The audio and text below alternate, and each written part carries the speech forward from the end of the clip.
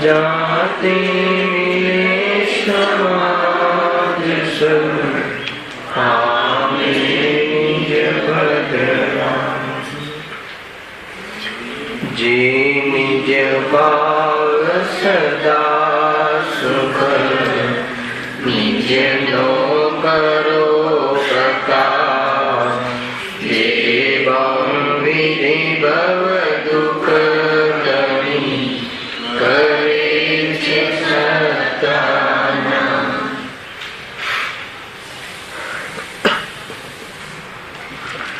श्री मोक्षमार्ग प्रकाशक ग्रंथ थे त्रीजा अधिकार पर આપણે સ્વાધ્યાય ચાલી રહ્યો છે। બીજા અધિકારમાં તો કર્મના ઉદયમાં થતી અવસ્થાઓ એની વિશેષ ચર્ચા ત્યાં રહી અને એ અવસ્થાઓમાં जीव खेद खिन्न थाय से आकुलता ने प्राप्त थाय से मोह ने लईने जीव ते अवस्थाओं में दुखी थाय से इनी चर्चा त्रीजा अधिकार में रही। एमा सौथी पहला ज्ञानावरणी कर्मना क्षयोक्षमना निमित्त थी जे ज्ञाननो गाढ़ थाय से ए पण मोहना निमित्तना कारणे ए अवस्था पण दुख रूप अनुभव करे छे। तथापि ज्ञाननो गाढ़ छे तो स्वभाव, परंतु मोह में जोड़ाई मोहनी संगति करी अज्ञान रूप परिणमन करतो आजी व्यथा ने प्राप्त थाय छे। लोकमां पण जोवा मळे छे के जेम दुनिया में लोक दृष्टिए धन आदि उपयोगी गणाय छे, ए जग्याए सुखनुं कारण गणाय छे। ग्रस्त जीवननी व्यवस्था में एक अनुकूल द्रव्य कहवाय से, परंतु ये धन मोह ने वश थई अने कोई जीव ने सप्त व्यसनों में पण निमित्त बने छे। लोकमां पण जोवा मळे छे ने ये धन जीवननी बर्बादी में कयु धन के जे धन ने लोक में उत्कृष्ट गणे से ये धन ये व्यक्ति ना जीवन में का तो दीकराओ ना जीवन में थती अयासी में निमित्त बने छे। ख्याल में आवे छे? जेम कि कोई स्त्री सुंदर दिखाती हुई, सुंदरता सुंदर शरीर ने प्राप्त हुई, संसार में लोक में ये सुंदरता ने मुख्य गणवामां आवे छे। ए सुंदरता ए स्त्री ना जीवन में अहंकार में पण निमित्त बने छे। ख्याल आवे छे? कदाचित ए सुंदरता एना जीवन में घणी होनारत खोटी घटनाओं घटवामां पण निमित्त बने। कुल मळीने उदाहरण आपवा पाछळनो हेतु ए छे के भले आत्मा ज्ञानावरणी कर्मना क्षयोक्षमना निमित्तथी जे ज्ञाननो उघाड़ थाय छे तो स्वभाव, परंतु मोहना निमित्तमां ए ज्ञान जीवना दुखनुं कारण बनी जाय छे। बने छे के नथी बनतुं? ए ज ज्ञान અને એ જ જ્ઞાન જો ભેદ વિજ્ઞાન કરી અને વિવેક રૂપે પરિણમે તો ભવના ભાવમાં નિમિત્ત બને છે. બસ કલા કેવી રીતે કરવી એટલો જ ફરક છે. એના અંતર્ગત આપણે અહીંયા જે ટોપિક ચાલે છે કે પેજ નંબર કયો છે, પેજ નંબર 50 ઉપર આપણે ચાલી રહ્યું છે કે જ્ઞાનાવરણી કર્મના ક્ષરક્ષમના ઉદયમાં જે જ્ઞાનનો ગાઢ થાય છે અને જીવ તો ચાહે છે કે હું બધા પદાર્થોને ગ્રહણ કરી લઉં, જાણી લઉં. અને શું કામ જાણી લઉં? એ પદાર્થોની જાણકારી લઈ અને એ પદાર્થોને પ્રાપ્ત કરવું, એ સામગ્રીને મેળવવું અને એનો ભોગ કરીને સુખી થઈ જાવ. આ જીવની કલ્પના છે અને એનું જ્ઞાન તો લિમિટેડ છે. સર્વે પદાર્થોને જાણવાની જે ઈચ્છા છે અને જ્ઞાન તો ક્ષયક્ષમ જ્ઞાન તો લિમિટેડ છે, એટલે આકુરતાને પ્રાપ્ત થાય છે. જ્ઞાન ઘણું અલ્પ છે. જાણવાની આસક્તિ, સર્વને જાણવાની આસક્તિ છે અને આસક્તિના કારણે જીવ આકુરતાને પ્રાપ્ત થાય છે. એ બધી ચર્ચાઓ પહેલા થઈ ગઈ. એનો બીજો એંગલ એ હતો કે જીવ બધા વિષયોને એટલે બધા ઇન્દ્રિયના વિષય સામગ્રીને પ્રાપ્ત કરવા માગે છે. સર્વ પદાર્થોને પ્રાપ્ત કરી લઉં એમ માને કરી લઉં એવો ઉપાય કરે છે. શું કામ કરે છે? કે એ પદાર્થોને હું ભોગવી અથવા એ પદાર્થોને કલ્પના કરી એ કલ્પનાની પુષ્ટિ કરીને સુખી થઈ જાવ. પણ એમાં અંતમાં એમ વાત આવી, જો પેજ નંબર 50 ઉપર, જેમ મણની ભૂખ વાળાને કણ મળ્યો તેથી તેની ભૂખ મટે. 50 નંબરના પેજ પર બીજો પેરેગ્રાફ ખ્યાલ આવે ને? શું કહે છે? મણની ભૂખ હોય અને કણ મળે તો ભૂખ મટે. તો સર્વ પદાર્થોને ગ્રહણ કરવાની ઈચ્છા હોય અને સર્વ પદાર્થો કેટલાક જ પદાર્થો મળે, પોતાના પુણ્ય પ્રમાણ પદાર્થો મળે. દરિયામાં પાણી તો ઘણું હોય પરંતુ પોતાના પાત્ર અર્થાત જે લોટો નાખ્યો ભરવા એટલું જ પાણી મળે. કહ્યું તું લાસ્ટ ટાઈમ, પોતાના પુણ્ય પ્રમાણ સામગ્રી મળે તો શું એની સર્વ ઈચ્છા, સર્વ પદાર્થોની મેળવવાની ઈચ્છાની પૂર્તિ થાય? ન થાય. તો શું એની આકુરતા મટે? તો કે ન મટે. ખ્યાલ આવ્યો? એ લખી દો. એ સર્વ ગ્રહણની જેની ઈચ્છા છે તેની કોઈ એક વિષયનું ગ્રહણ થતા ઈચ્છા કેમ મટે? ન મટે. તો કેમ મટે? કેવી રીતે મટે? અને ઈચ્છા મટ્યા વિના સુખ પણ થાય નહીં. માટે એ બધા ઉપાય જૂઠા છે. કયા ઉપાય? વિષય ગ્રહણ કરવાના. બધા વિષય ગ્રહણ કરી લો. અથવા પહેલા તો એની માન્યતા જ ખોટી છે કે બધા વિષય મળી જાય અથવા વિષય ઈચ્છિત વિષયો મળી જાય તો હું સુખી થઈ જઈશ. એ માન્યતા જ ખોટી છે.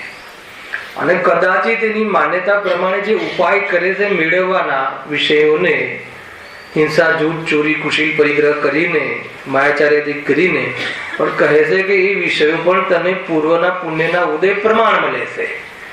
વર્તમાનમાં કોઈ તું પુરુષાર્થ કે પ્રયાસ કરે, ખોટા કરે અને તને પદાર્થ મળે એમ છે નહીં. અને મળી પણ જાય તો તું સુખી થઈ જાય એમ છે નહીં. આવે છે કે આખી વાત? તો આગળ એમ કહે છે, પ્રશ્ન મૂક્યો. આ પ્રશ્ન થઈ ગયો છે, થોડીક ચર્ચા કરીને આપણે આગળ વધી છીએ. પછી પ્રશ્ન મૂક્યો કે એ ઉપાયથી કોઈ જીવને સુખી થતા તો જોઈએ છીએ. દુનિયામાં દેખાય છે ને, જેની પાસે પુણ્યનો ઉદય હોય અને ઈચ્છાઓ હોય એને અનુકૂળ સબ બધી વ્યવસ્થાઓ મળતી હોય તો સુખી પણ થતું જોવા મળે છે. 10 પદાર્થો મેળવવાની ઈચ્છા હોય, ટૂંકમાં આનું લોજિક એમ કે છે, આનું દિમાગ કે 10 પદાર્થ મેળવવાની ઈચ્છા હોય, એમાં 5 મળી જાય અથવા 6 પદાર્થ મળી જાય તો એટલી તો શાંતિ થાય કે ના થાય? બોલો ગણિત આપણું ખોટું છે કે એનું ખોટું છે? પ્રપોઝનેટ સ્ટેટિસ્ટિક મેથેમેટિક્સ શું કહે છે કે 10 પદાર્થ મેળવવાની ઈચ્છા હોય, એમાંથી 60% સામગ્રી ઉપલબ્ધ થઈ જાય તો 60% તો રાહત થાય કે ના થાય? એમ પ્રશ્ન એમ છે આનો. એટલું તો સુખ થાય ને કે ન થાય? તમે એમ સર્વથા એમ કેમ કહો છો? કેમ છતાં તમે સર્વથા જૂઠા કેમ કહો છો?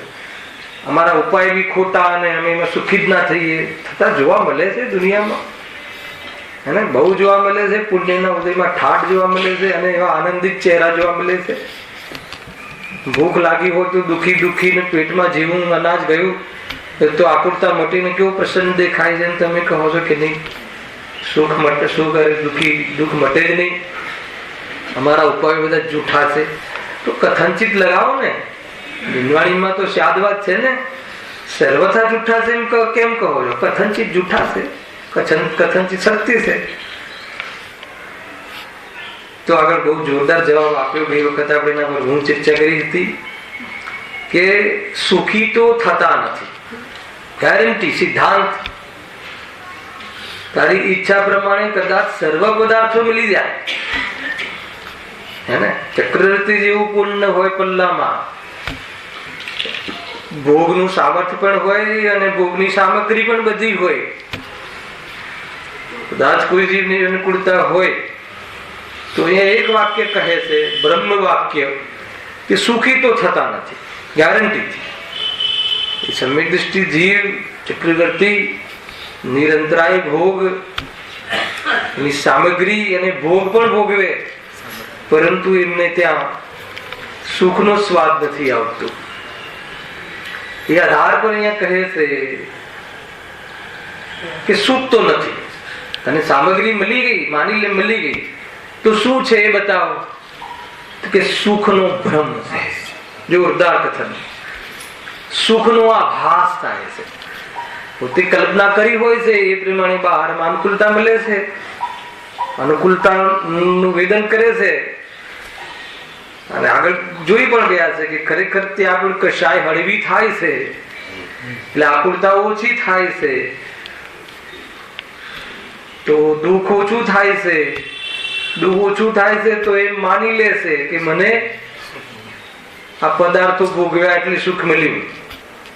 કહે છે કે ત્યાં પણ તો કશાયો ઘટવાથી સુખ થાય છે. ભાઈ, સામગ્રી મળવાથી સુખ થાય છે એ વાત તો સંસારમાં પણ નથી.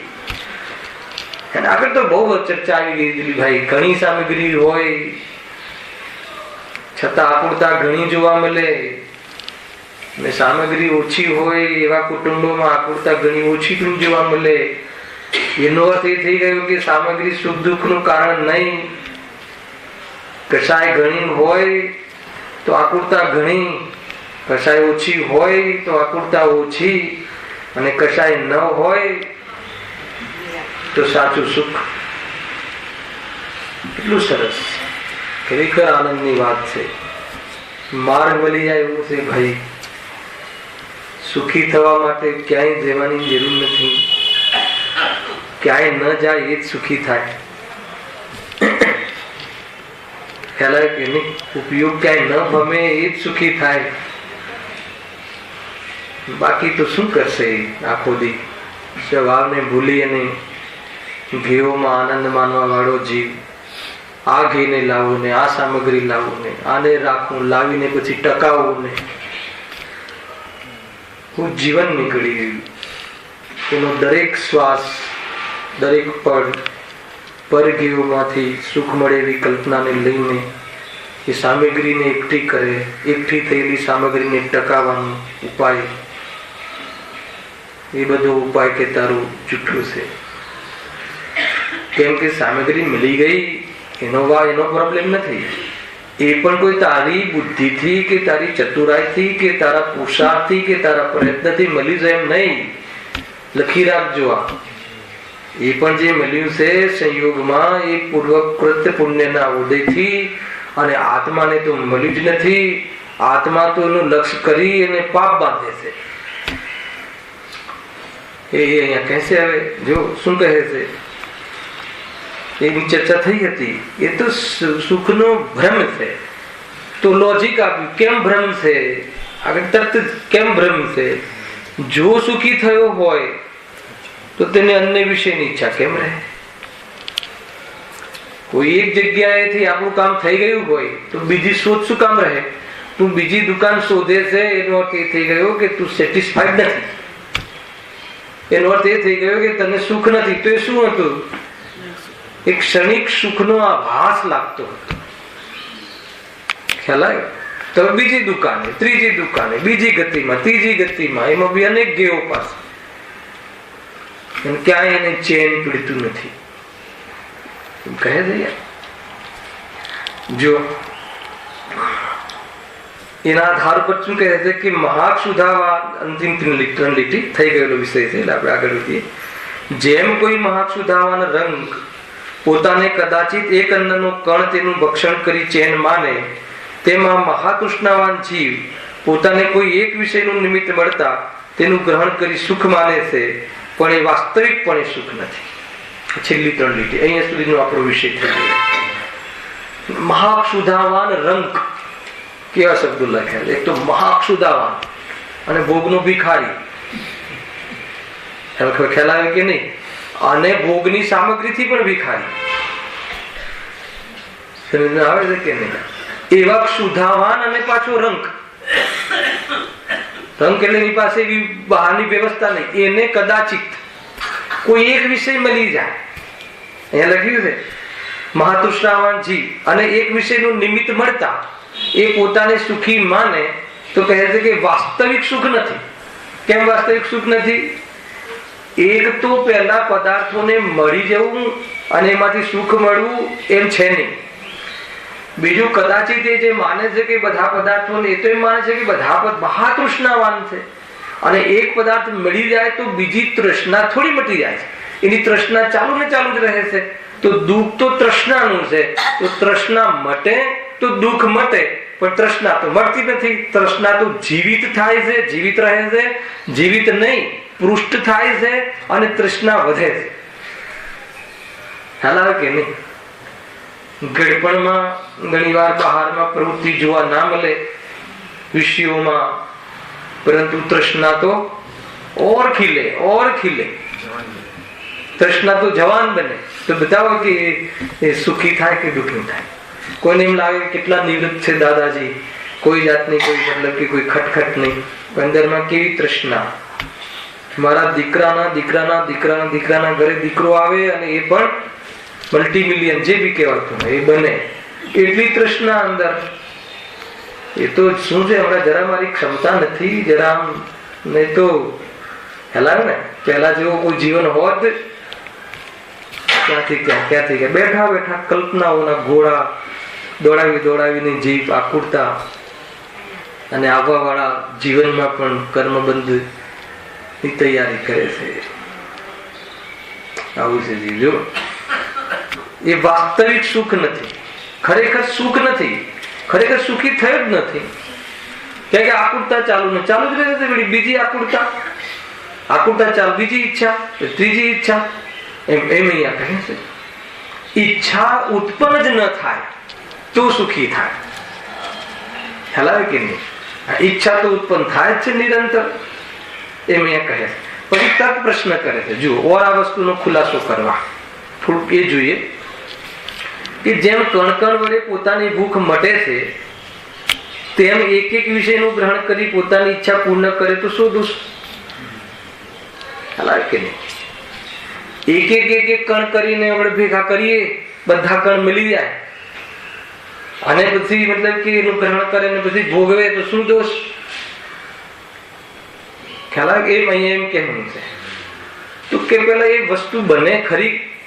એક એક કણ કરે, એક એક કણ તું ભેગા કરે તો પણ તને સર્વ સંયોગોની તો ઉપલબ્ધિ થવાની નથી, ગારંટીથી. ખ્યાલ આવે ને? એવું કોઈ પુણ્ય હોતું નથી કે 3 લોકની સારી સંપત્તિ તને મળી જાય એક. અને માની લો કે તારી ઈચ્છા તો બતાવી છે એકવાર ઈચ્છા કેટલી છે, વાસના કેટલી છે જીવને. વર્તમાનમાં કશાય ભલે એટલી તૈયારીમાં ના હોય પરંતુ અભિપ્રાયની વાસનામાં તો 3 લોકના સર્વ પદાર્થ મળી જાય છે ને. 3 લોકના કે આવા અનંત લોક હોય તો, આવા અનંત લોક હોય તો અજ્ઞાનીની એક સમયની વાસનામાં ડૂબી જાય, ખપી જાય. એવી તો એ જીવની વાસના છે. વાત એમ નથી, વાત એમ છે કે સુખી થાય ખરો. પ્રશ્ન એ છે, ઉપરથી આકુલતા થાય છે. ઉપાય કયા કરે રાકેશભાઈ? દુઃખ દૂર કરવાના. અને દુઃખ દૂર કરવાના ઉપાયમાં આકુલતા થાય છે. બધા પદાર્થોને ગ્રહણ કરી લઉં એ શાના માટે કરે છે? દુઃખ દૂર કરવા. પણ બધા વિષયને ગ્રહણ કરવામાં દુઃખ થાય છે, દુઃખ દૂર થાય છે કે દુઃખ થાય છે? નિરંતર આકુળતા રહે છે. મેળવવા માટે આકુળતા, મળી જાય તો ભોગવવાની આકુળતા, અને એને સાચવવાની આકુળતા, એને ટકાવવાની આકુળતા. બતાવો એને ઉપાય દુઃખનો કર્યો કે દુઃખ દૂર કરવાનો? તો પછી ઉપાય સાચા છે કે જૂઠા છે? સીધું ગણિત છે કે નહીં? શું ભાઈ બતાવો. આપણે જે બી પ્રયાસો કરીએ છીએ એના માટે કરીએ છીએ. દુકાને જઈએ છીએ અપ ટુ ડેટ થઈને, અને સામગ્રી મેળવવા માટે શાના માટે કરીએ? તો બતાવો કે સામગ્રી મેળવવા માટે જે વલખા મારીએ છીએ, એ સામગ્રી મેળવવા માટે જે ઉપાયો કરીએ છીએ, જેને જે બનતા ઉપાયો કરે છે, એ બધા ઉપાયોમાં થોડી રાહત થતી હોય એવું રાકેશભાઈ? ટૂરમાંથી આવે પછી રાહત થતી હોય, ટૂરમાં જતી વખતે રાહત થતી, એના પહેલા રાહત થતી. પછી ટૂર મારે શું કરવું? પ્રશ્ન ઘણા છે, આગળ આવવા વાળા એ પણ લેશું. જયારે જ્ઞાનીને ખ્યાલ છે કે આમાં છે નહીં તો વેપારમાં જાય છે શું કામ? એ બીજો પ્રશ્ન છે. પેલા સિદ્ધિ કરવાની આકુળતા છે. અચ્છા, કદાચિત સફળતા મળી ગઈ. શામાં સફળતા મળી ગઈ? તો ભાઈ એને જે ઈચ્છા કરી એ પ્રમાણે રૂપિયા મળી ગયા, સાદી ભાષામાં. પછી આકુળતા મટી. દુઃખ તો મટ્યું એને કહેવાય, પૈસા મળી ગયા એને દુઃખ મટ્યું ના કહેવાય. આકુળતા મટે તો દુઃખ મટે, કેમ કે આકુળતાને દુઃખ કહે છે. આકુળતા તો મળતી નથી. આકુળતા નવીનભાઈ વધે છે કે ઘટે છે? બતાવો. દીકરાનું ઓપરેશન સફળ થઈ જાય તો આકુળતા મટે કે વધે? હવે આકુળતા વધે, બરાબર ધ્યાન રાખજો, પરહેજ પાડજો, આ કરજો. આકુળતા તો બની રહે છે. એ અહીંયા કહે છે સંભવ નથી. બધી સામગ્રી મળી પણ જાય, માની લો, માનીને ચાલીએ છે, મળે નહીં. ખ્યાલ? એ જે રીતે મળવાનું કહે છે ને કર્મ ઉદયમાં, આત્મામાં તો કઈ આવતું જ નથી. એ તો સુકમનો એકો છે. એ તો એ ખ્યાલ આવી જાય તો બધી જ ભાજગડ મટી જાય. એ તો બહુ જોરદાર વાત છે. એક પરમાણુ માત્ર જેમાં પ્રવેશ નથી. પર્યાયમાં થતા રાગનો સ્વભાવમાં ભાવ છે. એક સમયની કેવલ જ્ઞાની પર્યાય સ્વભાવની સામે નાની પડી જાય એવું ચૈતન્ય દેવ પ્રભુ તું છે. અગર એ આમનાય જો તને ખબર પડી જાય તો કહે છે કે પર્યાયની અંદર ગોળાપૂર સુખ ઉત્પન્ન થઈ જાય તો વાત જ જુદી છે. કઈ ખ્યાલ આવે છે? પરંતુ કોઈ જીવને પુણ્ય પ્રમાણ બહુ જગારા મારતું પુણ્ય હોય અને સંયોગો મળી જાય તો અહીંયા કહે છે કે તું તને એ સંયોગો એક સરખા રહે છે? બતાવ. આગળ કહેવાના છે કેવું છે આ બધું. શું બહુ સરસ લખ્યું છે. સપરમ બાધા સાહિત્યમ વિચ્છિન્નમ બંધ કારણમ વિષમ. લીશું હમણાં આવશે. હમણાં ગાથા એની કોટ કરી છે 76મી ગાથા પ્રવચન સાહેબ. એ છે તો કહે છે કે એ ભૂખ એ જે બધું મળી જાય, બધા કણ મળી જાય.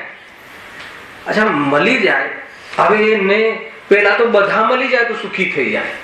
એટલે બધા એક સાથે તો મળવાના નથી એટલે દુખી રહે છે. છતાં એના ઈચ્છિત પ્રમાણેની થોડી ઈચ્છા પ્રમાણે મળી ગયા તો એક સાથે ભોગવી શકવાનું નથી. મૂળ લોજિક તો એ છે. આને ભોગવું કે આને ભોગવું, આને ભોગવવા જાય તો આ રહી જાય, આને ભોગવવા જાય તો આ રહી જાય. હેને? દેવલાલીના ફ્લેટ ને ભોગવવા જાય તો સોનગઢ નો રહી જાય. સોનગઢ નો ફ્લેટ લીધો હોય બંગલો મોટો, હવે ત્યાં જાય તો મુંબઈમાં જે બધું હેને બંગલો બનાવ્યો હોય, બંગલામાં ઝરણું વહેતું હોય ને એ બધું એ રહી જાય. રહી જાય કે ના રહી જાય? જીવને પ્રાકૃતિક જે છે ને, પ્રકૃતિમાં આનંદ છે એ પાકી વાત છે. પરંતુ આર્ટિફિશિયલ પ્રકૃતિ ઉભી કરે સુખી થવા માટે, પણ જે નેચરલ છે એને ના જોવે. કેવી મૂર્ખતા છે. નેચરલમાં જ આનંદ હોય છે, નેચરમાં જ આનંદ હોય છે, સ્વભાવમાં જ આનંદ હોય છે. સંયોગને પણ સ્વભાવ દ્રષ્ટિથી જોઈ લે તો દ્રવ્ય સ્વભાવ ઉપર દ્રષ્ટિ ટકી જશે. સંયોગને પણ સ્વભાવ દ્રષ્ટિથી, અરે એનો સ્વભાવ છે ને, શરીરમાં સડવું એનો સ્વભાવ છે ને, એટલે ભાઈ શરીરનો વિયોગ થવો એનો સ્વભાવ છે ને, શરીર કાયમી આત્મામાં રહી જવું એવો સ્વભાવ છે જ નહીં ને.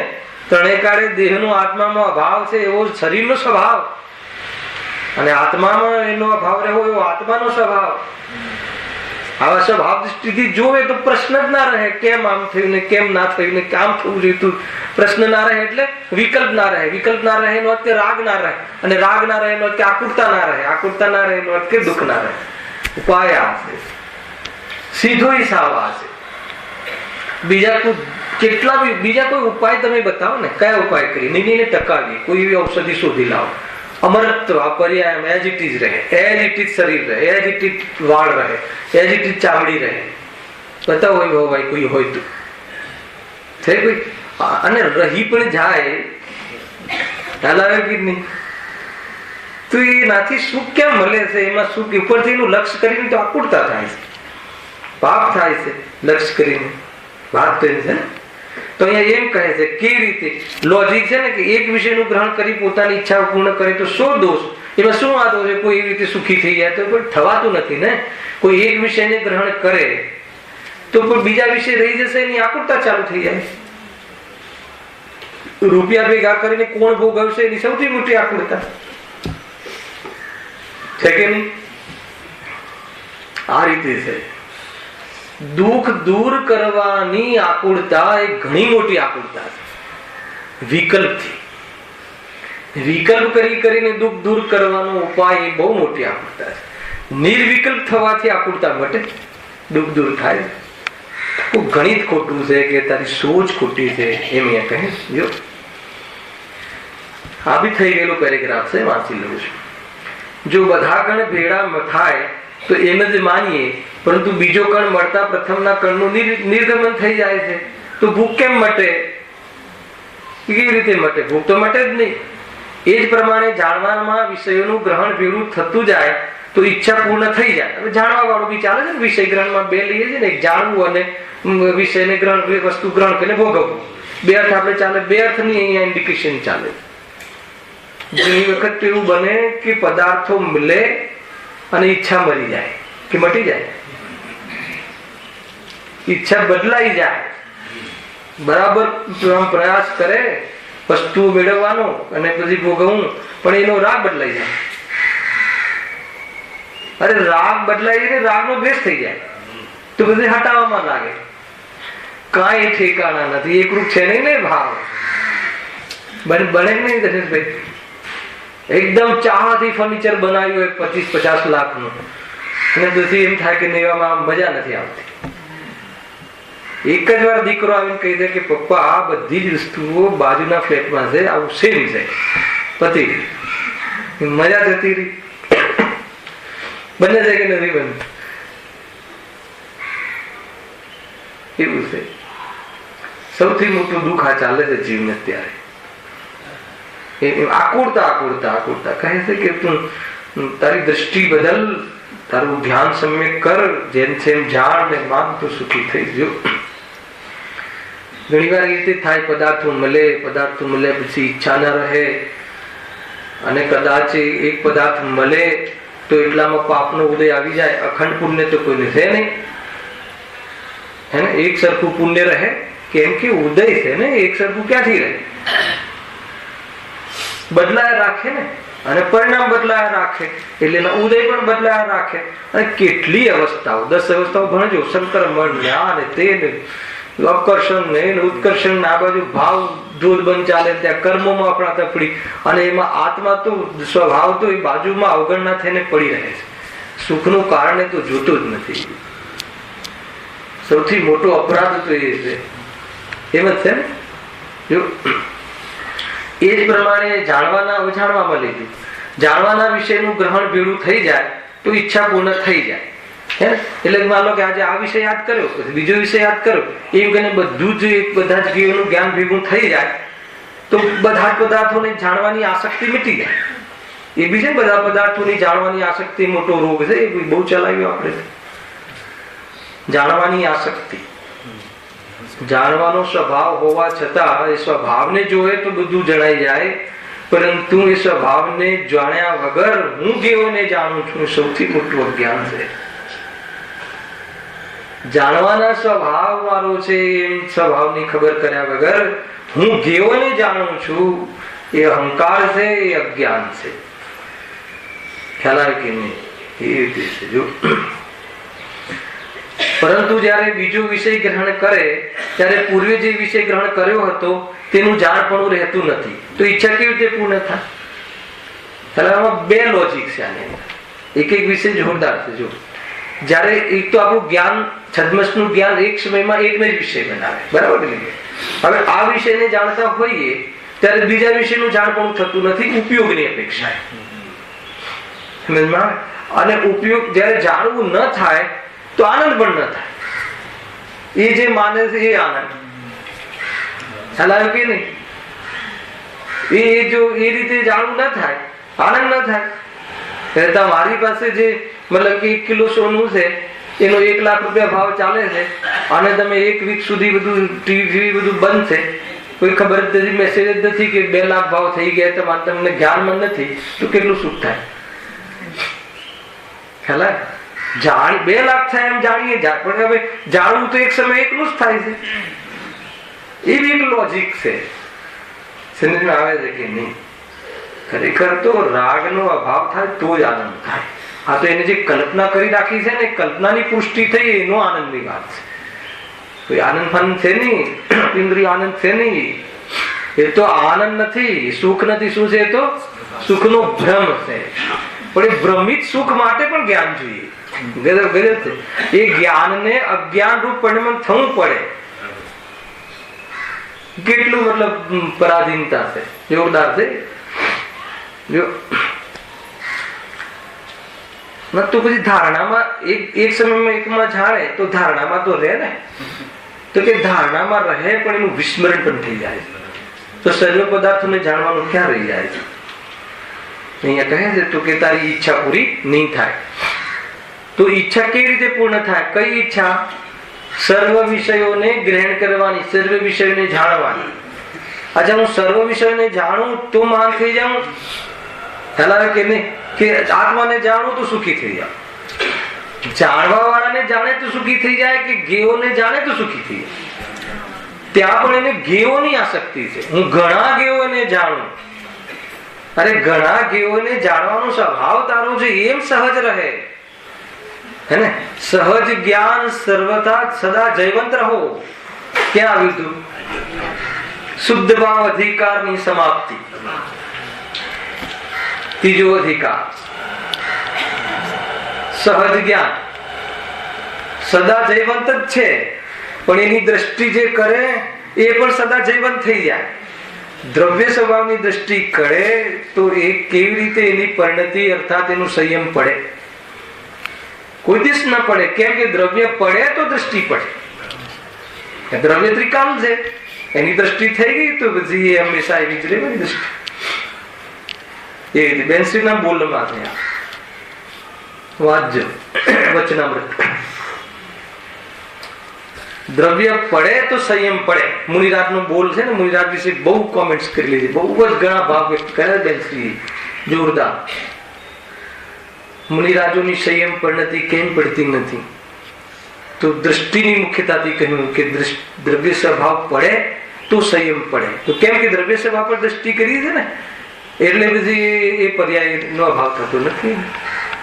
એ રીતે ઘણું વર્ણન કર્યું છે. જો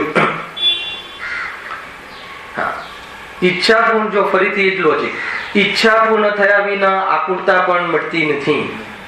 સર્વને જાણી લે તો સુખી થઈ જાય કે સર્વને જાણવાની ઈચ્છા મટી જાય તો સુખી થઈ જાય? જેની ઈચ્છા પૂર્ણ થઈ જાય, જેની ઈચ્છા સમાપ્ત થઈ જાય, સર્વને જાણે ખરો, પણ સર્વને જાણવાથી સુખ નથી થતું, ઈચ્છાના અભાવથી સુખ થાય છે. શું લોજિક છે? કેવળ જ્ઞાની કેમ સુખી છે? બધા પદાર્થોને જાણે છે, લોકાલોકને એટલે સુખી છે કે મોહનું મિલન નથી એટલે સુખી છે? મોહ ન હોય એને કેવળ જ્ઞાન થાય. જે સર્વ પદાર્થોની ઈચ્છા, જે જાણવાની આસક્તિ હતી ને, એ મટાડવી હોય અને સર્વ પદાર્થોને જાણવા હોય તો તું આ ઈચ્છા મટાડ, તો સર્વ પદાર્થોને જાણીશ. ગજબ લોજિક નીકળ્યું. બધા પદાર્થોને જાણવા છે ને, કોના મનમાં શું છે, કોના મનમાં કેવું છે, જાણવું છે. જાણવું જ પડે. આપણા વિશે શું માને છે આ, કે જાણવું હોય તો એક કામ કર. શું કર કે તું સ્વરૂપને જાણ અને એમાં સમય જા. ઈચ્છા તારી જાણવાની મીટી જશે ને તો પછી બધું જણાઈ જશે. કે પછી શું મજા આવે, કે ખ્યાલ કે નહીં? રાગ હોય તો બધું કોઈ કઈક જાણકારી મળે તો. એટલે કે દુઃખનું કારણ જાણવું ન જાણવા સાથે સંબંધ નથી. રાગ હોવા, ક્રોધ હોવો, કશાયો હોવી એ દુઃખનું કારણ છે. એનો અભાવ થાય તો સુખી થઈશ. કલ્પનું શું આવ્યું? ઉપાયો શું કરે છે? ઈચ્છા મટાડવાના, ઈચ્છા પૂર્તિ કરવાના ઉપાયો, સામગ્રીને મેળવવાના. અહીંયા કહે છે તું ઈચ્છા મટાડે. ઈચ્છા મટી શકે છે એ બીજો વિષય આવશે. પછી આગળ હજુ કઈ કેવું છે પંડિતજીને, બહુ જોરદાર એક લીટીમાં. વળી એક વિષયનું ગ્રહણ પણ આ જે મિથ્યા દર્શન આદિકના સદભાવપૂર્વક કરે છે. ગજબ છે. એક વિષય પણ એક વિષયનું ગ્રહણ કરે, વિષયને જાણે અથવા વિષયને પ્રાપ્ત કરે, પણ કયા આધારે કરે છે? મિથ્યાત્વના સદભાવપૂર્વક. ગજબ છે. માન લો કે કોઈ બગીચામાં જાય, કોઈ ઠંડી હવા આટા મારે, એ બધું ફરે, પ્રોબ્લેમ એ નથી, પણ એમાં સાના પૂર્વક કરે છે. ત્યાં મિથ્યાત્વનો સદભાવ શું છે? આમાંથી સુખ મળે એ પ્રકારે એ બહારની પિકનિક કરે છે. હાલાય કે નહીં? પિકનિક જવું એ પાપ લાગે કોઈ દિવસ?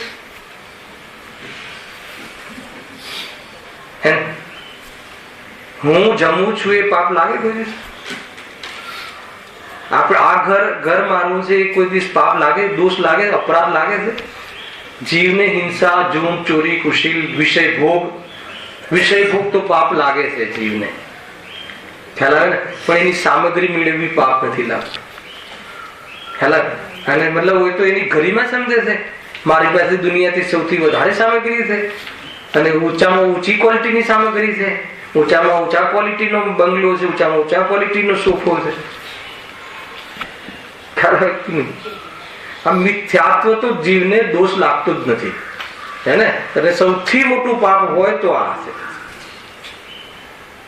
સમાજની અંદર, સંસારની અંદર કોઈ જીવને ક્યારે પણ હું આ ઘર મારું છે એ મોટો અપરાધ છે એને લાગતું.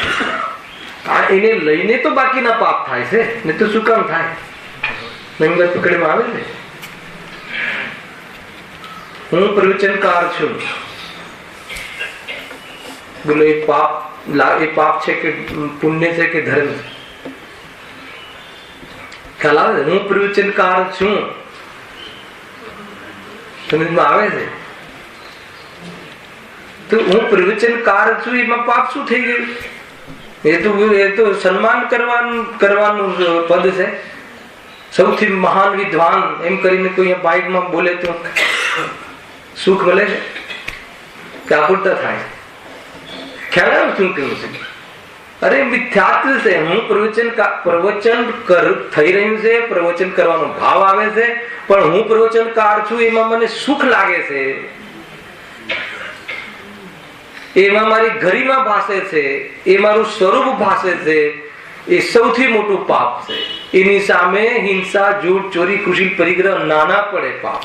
એવું મોટું પાપ. દુનિયાને એમ લાગે કે આ શું વાત આવી. ખ્યાલ આવે છે? કોઈ દિવસ તમને એમ લાગે કે ભાઈ આપણે વેપાર કરીએ છીએ, આજે મેં ખાધું ને પછી મજા આવી અને આજે ભાવતા શુદ્ધ ભોજન, અને આ તો મુક્ષની સભા છે, આપણે શુદ્ધ ભોજન લઈએ. શુદ્ધ ભોજન, તમે શુદ્ધ ભોજન 8 પ્રહરનું ઘી અને તાજા મસાલા અને આજનું પોણા અંતર્મુહૂર્તનું મીઠું, એ બી સાંધા નમક, રોક સોલ્ટ, અને બરાબર એકદમ સાત્વિક ભોજન કર્યું. એ સાત્વિક ભોજન મેં સાત્વિક ભોજન કર્યું અને મને આનંદ થયો. એ કહે છે કે સૌથી મોટો અપરાધ છે કે તું એક વિષય સામગ્રીને ભોગવે છે, એક વિષય સામગ્રી હે ને એ મિથ્યાત્વ સહિત છે ને, એ લખ્યું ને જો એક વિષયનું ગ્રહણ પણ જે મિથ્યા દર્શન આદિના સદભાવપૂર્વક કરે, એટલે ત્યાં મિથ્યા દર્શન શું છે? એમાં સુખ માની અને કરે છે, એમાંથી મને સુખ મળે છે એ માની અને એ વિષયનું ગ્રહણ કરે છે, એ માનીને એ વિષયમાં પ્રવૃત્તિ કરે છે. એટલે કહે છે કે એ તો શું છે? આકુલતા છે, એ તો દોષ છે. જીવને પહેલા એ દોષ નથી લાગતો,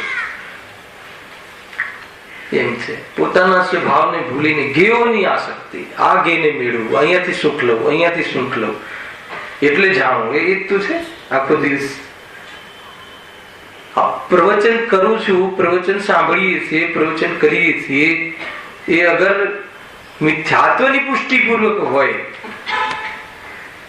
સમજમાં આવે છે? અહીંયા મિથ્યાત્વનો સદભાવ શું ચાલી રહ્યો છે બતાવો. એક પોઝિશન એવી છે કે મિથ્યાત્વ ઢીલું પડી રહ્યું હોય, અને એક પોઝિશન એવી છે કે મિથ્યાત્વ દઢ થઈ રહ્યું હોય, અને કાર્ય પ્રવચન સાંભળવાનું થઈ રહ્યું હોય. સમજમાં આવે? અગર મિથ્યાત્વ ઢીલું ના પડે તો એ વ્યવહારથી પણ સ્વાધ્યાય નથી. ખ્યાલ આવે કે નહીં? અને મિથ્યાત્વનો અભાવ એ ગાઈડન્સ પ્રમાણે પ્રયાસ કરે અને પુરુષાર્થ કરે તો અભાવ થાય છે, સ્વાધ્યાયથી નહીં. શું ગણિત છે બધું બતાવો ચંદ્રકાંતભાઈ. બારથી તો એવું લાગે કે ફર્સ્ટ ક્લાસ સવારથી આ લોકો સવારે જમવાશે, પૂજા નાદી, અભિષેક, પછી પૂજન ને પછી સ્વાધ્યાય ને પછી પાછી ચર્ચા ને એકદમ 11:30 ઘરે આવે તો કે હું 11:30 કેટલો ધર્મ કરીને આવ્યો, કેટલું મિથ્યાત્વ કરીને આવ્યો. હે ને ઓલી ઘરમાં રોટલી બનાવીને મિથ્યાત્વ કરે ને અહીંયા પ્રવચન સાંભળી મિથ્યાત્વ કરે, મિથ્યાત્વના સદભાવમાં પ્રવૃત્તિ કરે છે. આ બધી આત્મા જાણન સ્વાભાવિક છે, જ્ઞાનની અનુભૂતિ આત્માની અનુભૂતિ છે. ખ્યાલ આવે કે નહીં? એ જ્ઞાનમાં જે ગેયો જણાય છે એ ગેયોમાં આસક્ત થઈ જાય છે તો જ્ઞાન તારું ઢંકાઈ જાય છે, એ તિરુભાવ થઈ જાય છે. એ આત્માની અનુભૂતિ નથી, એ તને કશાયનું વેદન છે. મને પ્રવચનમાં મજા આવી, એ આત્માનું વેદન નથી, એ કશાયનું વેદન છે. અભિપ્રાયમાં મોટી દોષ છે, અભિપ્રાયમાં જ દોષ, મૂળ દોષ. એ દોષ હોય ત્યાં સુધી બધા જ કાર્યો એ ખાતામાં ખટવાય છે, એ જ ખાતામાં ખટવાય છે. એ રીતે છે રુચિ અનુયાયી વીર્ય. એટલે એટલા માટે તો ગુરુદેવે સૌથી મોટો પ્રયાસ આ કર્યો, પહેલા તું માને શું છે. એટલે મેં ઘણીવાર મોલામાં પ્રશ્ન મૂક્યો છું કે તમે કોઈ બી ધાર્મિક પ્રવૃત્તિ કરો તો એની પાછળ એક પ્રશ્ન મૂકો પોતાને કે હું શું કામ કરું છું, પછી એના જવાબમાં શું આવે છે એ મેળવો. તમે આ રીતે પ્રેક્ટિકલ કરો. એ કોઈ બી તો તેમને જવાબ મળશે કે આમ હું શું કામ, મતલબ કે હું શું કામ ખાઉં છું, તો કે એનાથી પેટ ભરાઈ જાય અને સુખી થઈ જાય.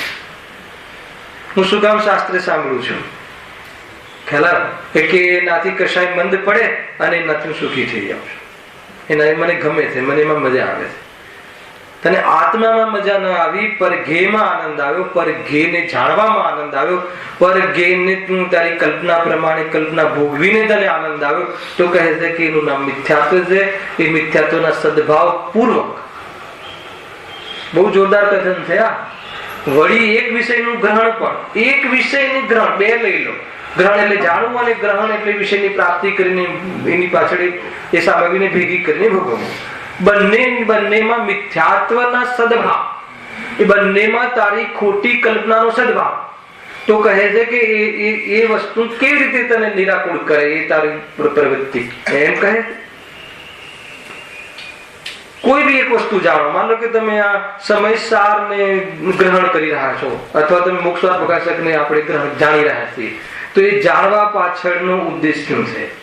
અરે એના ગાઈડન્સ થી આત્માનો આશ્રય કરીને સુખી થવું એ વાત જુદી છે, પરંતુ એ જાણીને મેં મોક્ષનાથ પ્રકાશકને મને એક એક પેજની ખબર છે, મને એના એક એક એના અર્થની ખબર છે. એવા અહંકારનું તું પોષણ કરે, અને માત્ર પોષણ નહીં, અને એમાં તને મજા આવે, અને તને કોઈ એમ કહે કે તમને બહુ બધી ખબર પડે છે એટલે ઓર અંદરમાં મજા વધે, જ્યારે એવું લાગે તો કહે છે કે એ શું થયું? તો કહે છે કે આત્મકલ્યાણ ક્યાં થયું? એ તો આકુલતા રહી. એ પૂર્વક જાણવું થાય છે. એ રીતે છે આ જીવની પ્રવૃત્તિ. કોઈ બી પદાર્થ એ તો છે. કોઈ બી વિષયમાં તમે 5 મિનિટના વિષયમાં કોઈ પણ 1 કલાક ટીવી જોયું, હે ને? 1 કલાક માન લો કે આપણે કોઈ હિલ સ્ટેશન પર મતલબ બહાર ફરી આવ્યા, કે 1 કલાક જે પણ કોઈ બી કે કોઈ ગીત સાંભળ્યા, તો એ બધું એ બધા વિષયોનું ગ્રહણ થયું, જાણવું થયું.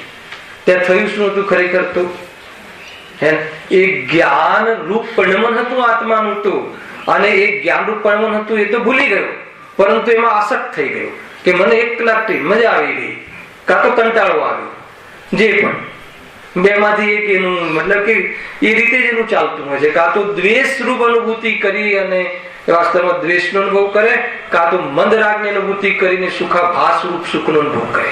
પણ આ જીવ એ રીતે સુખ દુઃખનો અનુભવ કરે, ભોગ સામગ્રી સ્વભાવને ભૂલી અને ભોગ સામગ્રીને એકઠી કરે, અને કોઈ આમાં મજા આવે છે ને આમાં મજા નથી આવતી, આ મજા આવે છે એને રાખો ને આને દૂર કરો, આખું જીવન એને ગેવની પાછળ. અચ્છા બતાવો કે એમાં આકુળતા. અને આગળ શું લખ્યું છે? ખતરનાક તકલીફ. અને તેથી ભાવિ અનેક દુઃખના હેતુરૂપ કર્મો બાંધે છે. તેથી તે વર્તમાનમાં પણ સુખ નથી, તેમ ભાવિ સુખનું કારણ પણ નથી. કોણ? વિષય ગ્રહણ, વિષયોની પ્રાપ્તિ કરવી, વિષયોને મેળવવા. આગે માં મજા આવે છે, આગે મને બરાબર છે, આ પદાર્થ બરાબર છે, એ જે આપણા સ્ટેટમેન્ટ અભિપ્રાય એની પાછળની પ્રવૃત્તિ, તો એનાથી શું થશે? શિખરજી સારું કે ગિરનારજી સારું? બતાવો. 24 તીર્થંકરમાં ભગવાન મહાવીરની પૂજા કરવી જોઈએ એવું શબ્દ એ નીકળી છે. તમને કયા દેવની પૂજા કરવામાં વધારે મજા આવે? અરે બહુ ભેદ કરે, વિતરાગીમાં ભેદ કરે છે. અને મગળી જો કોઈ મંદિરમાં તમે એ પ્રતિમા તમે બિરાજમાન કરી હોય, તો પછી એ ભગવાનની પૂજામાં તો શું આનંદ આવે? શાનો આનંદ આવે?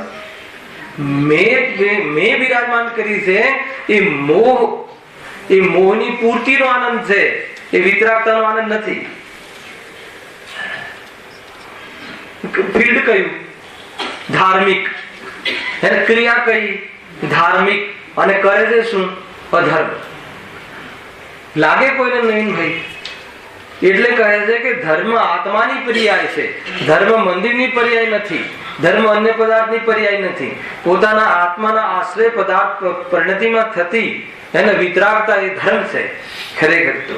એટલે કહે છે કે ધર્મ મંદિરોમાં નથી તો દુકાનોમાં છે. એનો અર્થ એવો નીકળે, ધર્મ મંદિરોમાં નથી, અડધું સાંભળે છે. જો પંડિતજી કીધું કે ધર્મ મંદિરોમાં નથી તો દુકાનોમાં છે, એવું ક્યાં કીધું? હલાય કે નહીં? પૂરું સાંભળવું જોઈએ ને. ધર્મ તો આત્મામાં છે, આત્માના આશ્રય ધર્મ થાય. ધર્મ એટલે સુખ. બધું ફંડામેન્ટલ ક્લિયર છે, સમજમાં આવે એવી વાત છે. જો સદભાવપૂર્વક મિથ્યાત્વના સદભાવપૂર્વક કરે છે અને તેથી ભાવિ અનેક દુઃખના હેતુરૂપ કર્મો બાંધે છે. વર્તમાનમાં તો આકુલતા છે જ, પણ એ પદાર્થનું લક્ષ્ય કરે છે, એ વિષયમાં સુખ માને છે અને સુખ માનીને એને પ્રાપ્ત કરવા માંગે મથે છે. તો એમાં ભવિષ્યમાં પણ એક કશાયનું નિમિત્તપણું પામી અને સ્થિતિ એનું ભાગ લઈ અને કર્મનો બંધ પડે છે અને એ પ્રમાણે પાછા કર્મ ઉદયમાં આવે છે. અને સ્વભાવને તો એ વખતે ભૂલેલો છે એટલે ફેર જોડાય છે. એને સ્વર્ગ આદિ મળી ગયા તો પછી ત્યાં સુખી થઈ જશે કે ત્યાં બી એ જ ગોરખ ધંધો કરશે? એને વ્યવસાય જ ખોટું છે. પર્યાયમાં જે વ્યવસાય કરે છે, જે જ્ઞાનનો વ્યવસાય થાય છે, એમાં ઘીથી આસક્ત રહે છે અને જે આત્માને ભૂલી જાય, સ્વભાવને ભૂલીને અહીંયા કહે છે કે જે પણ કોઈ કાર્ય કરે, પૂજા કરે કે અભિષેક કરે કે પંચેન્દ્રિયના ભોગ કરે, તો કે બધું મિથ્યાત્વના સદભાવમાં, સ્વભાવને ભૂલવાનું નામ મિથ્યાત્વ. જાણવાનો મારો સ્વભાવ છે, આનંદ એમાંથી આવે છે, એ ખ્યાલ ન હોય અને પૂજા અભિષેક કરે તો એની પાછળ એ બહારમાં પુણ્યની રુચિ હોય ને હોય. અર્થાત તો કોઈ બહારમાં ક્રિયા વિશેષ કરી અને અહંકાર પોષણ કરી અને અભિમાનમાં સુખ માનતો હોય ને હોય, ગેરંટી છે. હવે તમે આ થર્મામીટર મળી ગયું ને, સ્વભાવ મેં તો સમ્યક દ્રષ્ટિ નથી, તો સમ્યક દ્રષ્ટિની વાત નથી, એના લક્ષ્ય વગર. સમ્યક દ્રષ્ટિ તો બહુ મોટી વાત છે, પણ આત્માના લક્ષ્ય વગર કરવામાં આવતું સ્વાધ્યાય, સામાયિક પૂજન, અભિષેક, વેપાર, ભોજન, ભોગ બધામાં મિથ્યાત્વનો સદભાવ છે. અને મિથ્યાત્વના સદભાવ પૂર્વક જ્યારે કરે છે તો એની અંદર એક માત્ર કર્મનો બંધ થાય છે, કર્મની નિજરા થતી હે. કેમ કર્મરૂપ? કોઈ પણ આત્માના લક્ષ્ય પૂર્વ વગર કાંઈ પણ કાર્ય કરે, આત્માની પ્રાપ્તિ કરવી છે એવા ઉદ્દેશ વગર મંદિર જાય તો શું ઉદ્દેશ હોય? માન લો કે આત્માની ખબર જ નથી, આત્માની ખબર નથી એટલે આત્માના આશ્રયથી સુખ મળે છે એ વિઝન જ નથી, એ દ્રષ્ટિકોણ જ નથી. એમ નથી કહેતો કે સમ્યક દ્રષ્ટિ નથી, એને ખબર જ નથી, એ સંબંધી તત્વનો બોધ જ નથી, એ સંબંધી નિર્ણય જ નથી, સમજી લો. મૂળ આધાર નિર્ણય લો હમણાં. અને એવો જે મંદિરમાં જતો હશે તો શું કામ જતો હશે બતાવો? તો મંદિરમાં જવા પાછળનું એનું શું લોજિક હશે? પ્રશ્ન ખ્યાલમાં આવે છે. કેટલા લોજિક હોઈ શકે? કેટલા એટલે શું? ધન કમાવાના, ઇજ્જત મેળવવાના, યશ મેળવવાના, પુણ્ય કમાવાના, જે પણ એ સિવાય એ જ હોય ને, બીજું શું હોઈ શકે? કેમ કે મંદિરમાં જવા પાછળનો બીજો કોઈ ઉદ્દેશ હોતો જ નથી. મંદિરમાં તો ગાઈડન્સ માટે જવાનું હોય, ઇન્ફોર્મેશન માટે, અને ઇન્ફોર્મેશન લઈને પછી એ પ્રમાણે પુરુષાર્થ કરવાનો હોય છે. અને ઇન્ફોર્મેશન એટલી જ છે કે તું હવે જે દુકાને નીકળ્યો છે ને તો એ જે થાય છે તે તો સુખ નથી, અને તું કમાઈ શકતો નથી, અને કમાવાનો ભાવ જે આવે છે પાપ છે, અને એ ઈચ્છા તૂટે તો તું સુખી થઈશ એમ પ્રભુ ઇન્ફોર્મેશન આપી. બેગ લઈને બેગ બહાર મૂકી વોચમેનને આપી હું દર્શન કરીને આવું છું તો ભગવાન પાસેથી ઇન્ફોર્મેશન શું મળી? આનું નામ દેવ દર્શન છે. હલાવ્યો કે નહીં? ત્યાં જઈને અષ્ટદ્રવ્ય ચોખા ચડાવી દીધા, 3 પ્રદક્ષિણા કરી દીધી, એ તો ભક્તિ છે. જીવ જયારે આપણને ભગવાનને જોઈને આપણને એ ઇન્ફોર્મેશન યાદ આવી ગઈ, એ પ્રેરણા યાદ આવી ગઈ ને એવા પ્રેરિત થવાના ભાવ અંદરમાં ઉમટ્યા તો એ પ્રભુને અનેક પ્રકારે એવી જાતિના રાગીને રાગ આવે કે પ્રભુ આપ મહાન છો, અને એ પ્રમાણે આપે મને તાર્યો, એવી જાતિનો રાગના કથનો આવ્યા વગર રહેતા નથી. ત્યારે એ પ્રદક્ષિણા આદિ સહજ થઈ જાય. ખ્યાલ આવ્યો કે નહીં? એ તો શું કરે, જીવોને શીખવાડવું પડે છે. પેલા મંદિર જાઓ, પછી અહીંયા ઉભા રહો, પછી 3 પ્રદક્ષિણા. અરે આ બધી સહજની ક્રિયા છે. આ બધું અંદર કામ અંદર થાય અને બહારમાં બધું સહજ થાય. ભાવ આવે કોઈ બી તમે જે અંદરની સહજતા હોય ને, મને રાકેશભાઈ તમારાથી લાભ થતો દેખાય ને તો મારે ગોઠવીને આવો ના બોલવું પડે, સહજ આવો થઈ જાય. બાકી કોઈ લાભ થતો ના હોય અને બારણે આવ્યા તમે માની લો તો એક શું કરે, એટેન્ડ તો કરવું જ પડે. તો કેટલી રીતે આવો કેવું પડે, આમ ગોઠવીને કેટલી આકુરતા રહે. ઘણું બધું છે ભાઈ. બહારની ક્રિયા સાથે અંદરના પરિણામોને બહુ એક પ્રકારની એવી જાતિની ધારા છે, એ સમજવી જોઈએ. એટલે ઇન્ડિકેશન છે, બહારની પ્રવૃત્તિથી અંદરના પરિણામનો આપણને બોધ થાય. કોઈ ક્રિયા કોઈ વિશેષ કરી નાખે ખેંચી તાણીને, અને પરિણામ કોઈ રીતના હોય એવું જરૂરી નથી. ઘણું બધું વિચારવાના વિજનનું છે. કુલ મળીને અહીંયા મારે એ અંતમાં એ કહેવું છે, અથવા પંડિતજી આપણે એ કહે છે કે ભાઈ તું જે બી ઉપાયો કરે છે એ બધા તારા જૂઠા છે, અને તું તારું વિઝન બદલજો. લખ્યું તેથી વર્તમાનમાં પણ સુખ નથી, તેમ ભાવિ સુખનું પણ કારણ નથી, માટે દુઃખ જ છે. શું દુઃખ છે? તું જે ઉપાય કરે છે, તું માને છે કે બધા વિષયોને ગ્રહણ કરવું, તો કહે છે કે ઉપાય પણ જૂઠા છે, એમાં આકુરતા છે, અને તું એમાં સુખ માને છે. પેલા એ જ ભૂલ છે. કયું સુખ? ઇન્દ્રિય સુખ. જો લખ્યું અહીંયા 76મી ગાથા, સપરમ બાધા સંયમ વિચ્છિન્નમ બંધ કારણમ વિષમ. અને એક શબ્દ બોલું છું, જમ ઇન્દ્રિયહિમ લબ્ધમ તમ સોખમ દુઃખમેવતઃ. શું કહે છે? જમ ઇન્દ્રિયહિમ લબ્ધમ. ઇન્દ્રિયહિમ એટલે શું? ઇન્દ્રિયોથી લબ્ધમ પ્રાપ્ત થયેલું, તમ સૌખ્યમ સુખ. કેવું છે? ઇન્દ્રિયોથી પ્રાપ્ત થયેલું સુખ. સુખ મળે છે ઇન્દ્રિયોથી. એ તો આપણે જે સુખ માનીએ છીએ, સુખાભાસરૂપ સુખ, એ ઇન્દ્રિયનું સુખ કહીએ છીએ ને. 5 ઇન્દ્રિય છે બધી વિષયો, અને એ વિષયોમાં આપણને ભોગવવાનો ભાવ, અને એ સંબંધી આપણને બહારમાં અનુકૂળતા મળે તો આપણને જે રાહત અથવા સુખ લાગે છે તો કહે છે કે કેવું છે? સુખમ દુઃખમેવતઃ. વચ્ચેનું બધા વિશેષણ હાલ નથી બોલતો. એ કેવું છે? ખરેખર દુઃખ જ છે. કેમ? ઇન્દ્રિય સુખ એ ખરેખર દુઃખ જ છે. આ છેલ્લી લીટીનો સાપ. પણ કેમ દુઃખ જ છે? કેમ કે આગળ આપે ને પાંચ વિશેષણ આપે. કેમ કે કેવું છે? પરાધીન છે, બાધા સહિત છે, વિનાશિક છે, બંધનું કારણ છે તથા વિષમ છે. આ પ્રકારનું છે. અપરાધીન છે. એને હવે કાલે જ લેશું. કેમ પરાધીન છે એની તમે ચિંતન કરજો. કાલે હું અહીંયાથી કહીશ મેળ પડે છે કે નહીં આ દ્રષ્ટિકોણનો પંડિતજી જે કહ્યું છે. અને એ ખ્યાલ આવે તો શું થાય? એ સુખની માંથી એ જે ઇન્દ્રિય વિષયોમાંથી સુખ બુદ્ધિ ઢીલી પડે અને એના અંતર્ગત જો વિચાર કરે સ્વભાવનો અને પ્રતીતિ થાય તો સુખ બુદ્ધિ તૂટી જાય તો કામ થઈ જાય. તો શું કામ થઈ જાય? સુખનો પ્રારંભ થઈ જાય. સહેજાનંદી